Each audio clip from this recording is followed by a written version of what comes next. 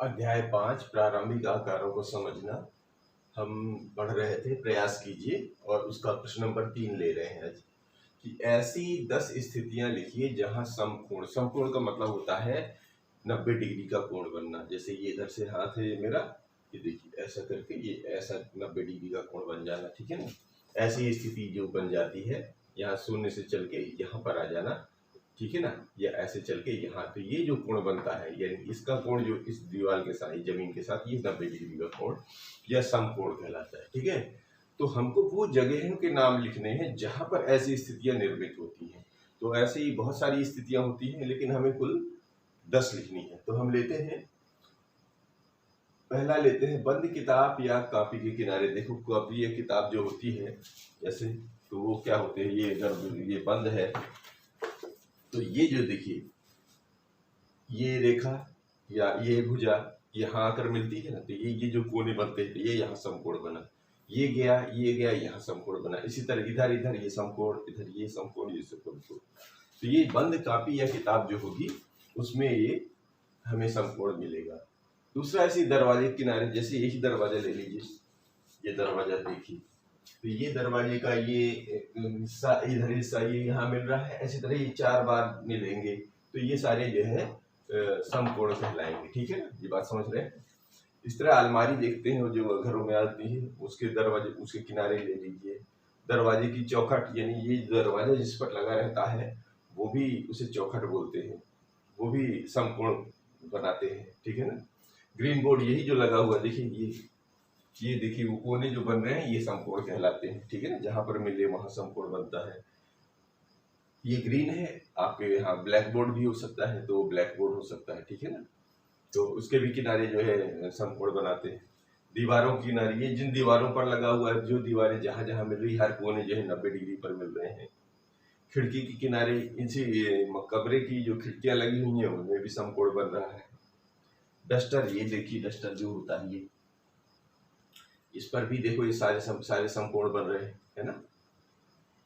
चाहे इधर से लीजिए चाहे इधर से लीजिए, कहीं से भी लीजिए, शायद जितनी भी भुजाएं मिल रही हैं आपस में समकोण बना रही हैं। इसी तरह ये चाप का डिब्बा होता है, चाप के डिब्बे के देखेंगे तो यहाँ पे भी जो ये डिब्बा हो गया, कोई सा भी डिब्बा ले लो, अपने पास चाप के डिब्बे है ना, तो ये ऐसे ही यहाँ जो किनारे बनते हैं वो भी समकोण बनते हैं। अंग्रेजी का अक्षर टी, ये जो अंग्रेजी के अक्षर होते हैं ना, इंग्लिश वाला ये टी, जैसे अभी हम लोग ये समझ रहे थे, ये टी, कैपिटल टी, ये भी ये देखो 90 डिग्री बना रहा है। तो इस तरह करके ये हम 10 पॉइंट लिख लिए हैं। आपकी समझ में और भी आ रहे हैं तो उनको भी लिख सकते हैं, ठीक है ना। अब लेते हैं प्रश्न नंबर 4।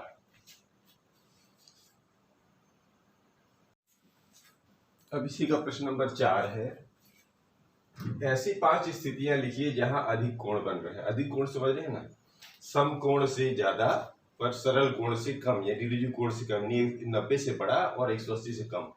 ऐसी अगर स्थिति कहीं दिख रही है आपको तो वो सब अधिक कोण की स्थिति कहलाती है। तो कहाँ पर देखिए, ये जो पंखे लगे रहते हैं जो हवा देते हैं, है ना, इनके 2 पंखुड़ियों के बीच में देखेंगे तो इसमें भी अधिक कोण बनता है। खुली हुई किताब, किताब खोल दीजिए तो कैसी हो जाती है, ऐसे, है ना, जैसे किताब खुल के अधिक हो जाए, जैसे किताब खुल गई तो ये पूरा सरल कोण ना बने, ऐसा हो जाए, तो ये भी कहलाती है अधिक कोण की स्थिति। इसी तरह रामायण पढ़ने का स्टैंड, रामायण जो किताब होती है ना, वो एक लकड़ी का वो स्टैंड होता है, उसको रहल बोलते हैं, ठीक है ना। उसको भी कितना खुला रहता है, वो लगभग अधिक कोण पे ही रहता है ना, 90 से ज्यादा ही रहता है और सरल से ऊपर ही रहता है, तो उसको रहल बोलते हैं। तो उसका पढ़ने का स्टैंड भी होता है। मकड़ी का जाल देखिए ना, बड़ा वो अजीब टाइप का बनाती है, उसके जो सारे कोने होते हैं वो सब ऐसे फैलते हुए बाहर की तरफ निकलते जाते हैं, है ना, तो वो भी अधिक कोण बनाता है। और खुला हुआ लैपटॉप, लैपटॉप आजकल देखते हैं आप लोग, वो कंप्यूटर का एक वो डिब्बा होता है, उसको लैपटॉप बोलते हैं। उसको भी अगर देखेंगे तो वो जो भी अब पढ़ेंगे तो उसके 90 डिग्री तो नहीं रखा जाता, वो थोड़ा सा बढ़ा के ही रखते हैं। तो वो खुला हुआ जो लैपटॉप है उसका स्क्रीन देखेंगे तो वो ऐसा ही दिखता है, वो अधिक कोण बनता है उसमें। समझ में आया। तो ये रहा प्रश्न नंबर 4। प्रश्न नंबर लेते हैं 5। अब इसी में 5वां प्रश्न है कि 5 ऐसी स्थितियां लिखिए जहां प्रतिवर्ती कोण बन रहे हो। प्रतिवर्ती कोण का मतलब होता है ना, समझ रहे हैं, जहां ये ऐसा, ये सरल कोण हुआ, तो सरल कोण यानी यहाँ से अगर ये सरल कोण है इसके बाहर निकल जाए, यानी संपूर्ण होने के पहले पहले, इसके संपूर्ण यानी पीछे आने के पहले, यानी इससे ज्यादा, इससे ज्यादा और इससे कम, यानी यहां से तो निकले, यहां से तो निकले पर इसको न टच करे, यानी इसके बाहर होना चाहिए, यहां से इसके बीच की स्थिति पर होना चाहिए। तो ये ऐसी जो स्थितियां अगर हमें बाजार में कहीं नजर आती हैं हमारे आसपास तो उनको लेना है। तो देखिए अंग्रेजी के वी अक्षर का बाहरी ओर का कोण, देखिए वी कैसा होता है, ऐसा है, भीतर तो न्यून कोण बन रहा है, लेकिन ये इधर बाहर कैसे बनेगा, ये प्रतिवर्ती कोण बन रहा है, यानी इससे ज्यादा बड़ा हो जाता है, 180 से बड़ा। तो देखिए 180 से बड़ा लेकिन पूरा कंप्लीट नहीं हो रहा, तो ये जो है इसमें प्रतिवर्ती कोण बनेगा।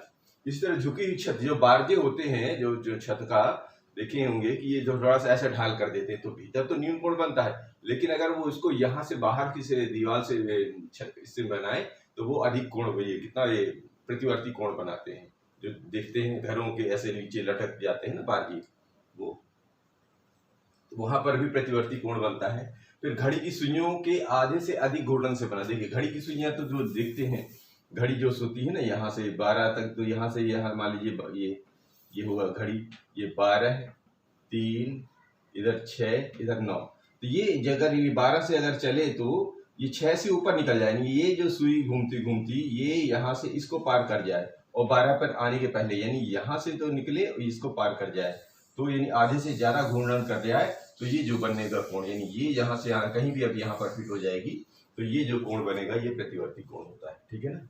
और शंकु के शीर्ष, शंकु कैसा होता है, शंकु तो ऐसा होता है ना, ये रहा शंकु, ये तो ये जो शंकु का शीर्ष है इस पर देखिए, इस शंकु का शीर्ष है तो ये तो न्यून कोण हो जाएगा, इसके बाहर बाहर का कोण यानी यहाँ से यहाँ तक जो बनता है ये कोण कहलाता है प्रतिवर्ती कोण। इस तरह बढ़ाई के वर्ग, बढ़ाई का वर्ग यानी ये वाला जो बढ़ाई का जो एक वो तिकोना ऐसा रखा नहीं था पैमाना जिससे वो नापता है, तो इसको क्या है, इसके भीतर का छोड़ दीजिए तो इसके बाहर बाहर का जो कोण लेंगे यानी ये वाला कोण, तो ये भी जो है प्रतिवर्ती कोण बनाता है। तो इस तरह हम कुछ ये 5 उदाहरण लिए, आपको और समझ में आए तो आप और बढ़ा सकते हैं, और भी जो भी समझ में आए, ठीक है ना। तो लेते हैं अगला प्रश्न। अब प्रश्नावली 5.3 को लेते हैं और उसका पहला सवाल लेते हैं कि निम्न को सुमेलित कीजिए, अर्थात मैच करना है। मैच कैसे करेंगे, इधर कुछ कोण इसमें नाम दिए हुए हैं और इधर घूर्णन दिया हुआ, घूर्णन का मतलब यहाँ घड़ी से संबंधित है कि जैसे घड़ी का कांटा होता है ना, ये जो घड़ी होती है ये ऐसा, ये यहाँ पर होता है 12, ये होता है 3, यहाँ पर होता है 6, यहाँ पर 9। अभी आपको पहले हम लोग पढ़ चुके हैं कि अगर ये यहाँ से यहाँ तक घूमता है तो इसको क्या बोलते हैं, 1/4 घूर्णन, ठीक है ना। और यहाँ आ जाती है तो यही आगे बढ़ के अगर ये पूरा पूरा यहाँ लेते हैं तो 1/2 घूर्णन, यहाँ पर आ जाता है तो अगर यही चीज जो आगे बढ़ के यहाँ आ जाती है तो ये 3/4 घूर्णन, और अगर यही घूर्णन पूरा घूम के यहाँ आ जाता है तो संपूर्ण घूर्णन बोलते हैं, ठीक है ना। इसको हमें ध्यान रखना है, यानी अगर इतना घूमता है तो इसको बोलेंगे 1/4 घूर्णन, यानी 12 से 3 के बीच में, और यही 12 से चल के अगर 6 तक पहुंच गई तो ये कितना हो जाता है, आधा घूर्णन, और आधा से ऊपर निकले तो इधर चला जाता है 3/4 यहाँ तक, 9 तक में, और 9 के ऊपर 12 घूर्णन। इसी पर आधारित है ये प्रश्न, ठीक है ना। तो देखिए ऋज कोण कहाँ बनेगा, ऋज कोण कब बनेगा, जब ये जो 12 वाली सुई घूमते घूमते कहाँ पर आ जाएगी, 6 पर, तो 6 पर आ जाएगी माने कितना घूर्णन, आधा घूर्णन पर। तो देखिए आधा घूर्णन कहीं पर है, 1/4 नहीं, 1/2 से अधिक नहीं, तो आधा घूर्णन ये रहा, कहाँ पर आ रहा है, इसमें सी में, तो इसको जो है ऐसे तीर लगा दीजिए, ये हमारा मैच हो गया। समकोण, समकोण क्या कहलाता है, जब 1/4 जहां जहां भी घूर्णन होगा वहां पर समकोण बनेगा। यानी देखिए यहां से चला 3 पर पहुंच गया तो एक समकोण बन गया, समकोण का चिन्ह ऐसे होता है। तो यहाँ कितना घूर्णन हुआ, 1/, समकोण में के लिए कितने चाहिए, 1/4 घूर्णन। 1/4 घूर्णन कहाँ पर है, वो कम तो नहीं हो सकता, पूरा पूरा चाहिए, तो ये पूरा पूरा इसमें है डी पर, तो हम 1/4 घूर्णन से लगा लेते हैं। फिर न्यून कोण, न्यून कोण कहाँ होता है, न्यून कोण होता है इस संपूर्ण मतलब 90 से 0 से ज्यादा, 90 से कम, यानी इनके बीच में, यहाँ से यहाँ के भीतर आ जाए, लेकिन इसको भी ना टच करे ना इसको टच करे, इसके अंदर रहे, इसका मतलब 1/4 घूर्णन से कम होना चाहिए। तो न्यून कोण के लिए इसको इस पे ले जाइए, ए पे आ जाएगा। अधिक कोण, अधिक कोण कब होता है, जब ये यानी 1/4 से ऊपर निकल जाए और 1/2 से अंदर आए, यानी ये वाला यहाँ से तो बाहर आ जाए लेकिन इसके बाहर ना जा पाए, यानी 3 से ऊपर जाए 6 के अंदर रहे। इसका मतलब क्या हुआ कि 1/4 से ऊपर जाए लेकिन 1/2 से बाहर ना जाए। तो ऐसा कहीं है क्या? अधिक कोण 1/4 से जब बाहर और 1/2 घूर्णन के बीच में, बिल्कुल ये रहा। तो ये तो यहीं पर है, ये रहा। अब प्रतिवर्ती कोण क्या होता है? प्रतिवर्ती कोण होता है 1/2 से ज्यादा निकल जाए, यानी यहां से बाहर निकल जाए और संपूर्ण ना हो पाए तो प्रतिवर्ती कोण होता है। ऐसा कहीं है क्या? हाँ, आधे से ज्यादा। आधे से ज्यादा कहाँ दिख रहा है? आधे से ज्यादा दिख रहा है ये बी में। तो हम इसको ऐसे उठा के इससे ऐसे मैच कर देते, ठीक, ये बी में चला गया। और ये वाला हिस्सा इस पे नहीं लिखा हमारी किताब में, हम लोग लिख लेते हैं क्योंकि इसका ऑप्शन दिया हुआ है एक पूरा या संपूर्ण कोण। तो संपूर्ण कोण कब होता है? जब ये पूरा चक्री यहाँ आके पुनः 12 अपनी पुरानी स्थिति पे आ जाएगी, तो इसी को संपूर्ण कोण कहते हैं, ठीक है ना। तो संपूर्ण कोण के लिए एक पूरा या संपूर्ण घूर्णन हो जाएगा, तो ये संपूर्ण कोण हो जाएगा। इस तरह ये हमारा पहला सवाल मैच होता है, ठीक है। लेते हैं दूसरा सवाल। अब ये प्रश्न नंबर 2 लेते हैं इसका, कि निम्न में से प्रत्येक कोण को समकोण, ऋजुकोण, न्यून कोण, अधिक कोण या प्रतिवर्ती कोण के रूप में वर्गीकृत कीजिए। ये हमारे पास ये कुछ कोण बने हुए हैं, बस आपको इसको बताना है कि कौन कौन से कोण है। देखिए, ये देखिए एक कोण बन रहा है छोटा सा, है ना, और ये अंदर की ओर बन रहा है। अंदर की ओर जो कौन से कोण होते हैं, देखिए ये न्यून कोण दिख रहा है, सीधा सीधा, है ना, क्योंकि 90 से तो कम है, समकोण से कम है, तो इसको लिख देंगे हम यहीं पर। ये क्या है? ये है न्यून कोण। समझ में आई? ये वाला कैसा दिख रहा है? ये वाला कोण न्यून कोण है। ये देखिए 90 से ज्यादा हो गया लेकिन सरल से कम है, तो ये कौन सा बन जाएगा? अधिक कोण। ये कौन सा हो जाएगा? अधिक कोण। बस इनको बताना है कौन सा है। ये बी वाला हो गया अधिक कोण।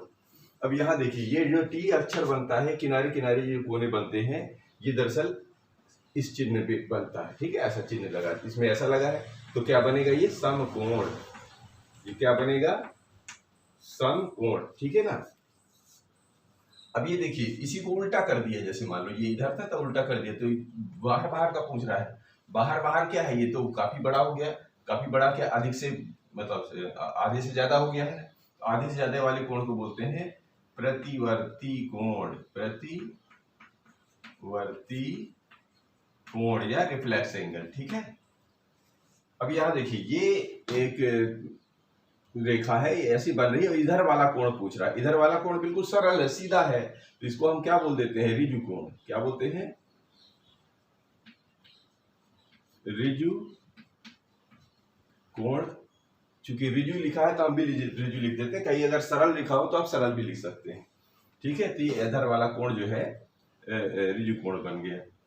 इधर वाले देखिए एम अक्षर बना है, ये अंदर अंदर का जो भी कोण बन रहा है, ये सारे कैसे बन रहे हैं? ये सब न्यून कोण बन रहे हैं। कैसे बन रहे हैं?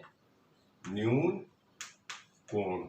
अगर ये बाहर का पूछ लेता तो इधर तो रिफ्लेक्स बन जाता। अगर ये 90 डिग्री होगा तो फिर ये समकोण बनेगा, और नहीं तो फिर ये अधिक कोण में चला जाएगा, ठीक है ना। इस तरह करके आप इसको वर्गीकृत कर सकते हैं, ठीक है ना।